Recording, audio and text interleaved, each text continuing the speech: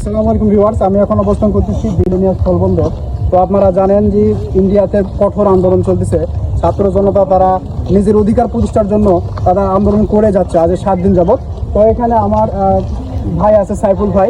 ভাই, আপনি এখানে কেন করছেন? সবাইকে আসসালামু আলাইকুম। আসলে এখানে আসছি, এটা হচ্ছে আমাদের বিলোনিয়া স্থলবন্দর। এটা হচ্ছে যে আসলে খুবই আকর্ষণীয় একটা জায়গা। এখানে আমাদের বিশেষ করে ফেনী জেলার যে ছেলেমেয়েরা রয়েছে তারা এই জায়গার ভিতরে ঘুরতে আসে। তো আরেকটা জিনিস হচ্ছে যে আসলে ভারতে একটা আন্দোলন চলতেছে, ছাত্রছাত্রীদের কঠিন একটা আন্দোলন চলতেছে, সেটা হচ্ছে মোদি হটাও আন্দোলন।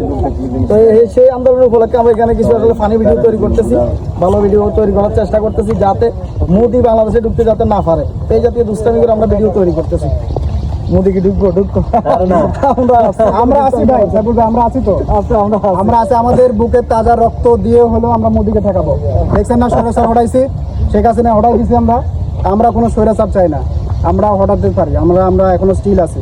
আমার সোহেল ভাই, আমার ভিউয়ার সম্পর্কে কিছু বলেন। আসলে এখানে বিষয়টা হচ্ছে আসলে এটাও মানবিক দিক। যেমন আমাদের হাসিনা আন্টিকে ইনশাল্লাহ ওনারা এখানে রাখছে, তো আবার আমরা এখন দরকার প্রয়োজন পড়লে মোদি আঙ্কেলকেও আমরা এখানে রাখবো, কোনো সমস্যা নাই।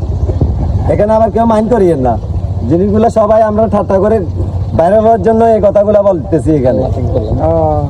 ঠিক আছে, মানবতার জয় হোক।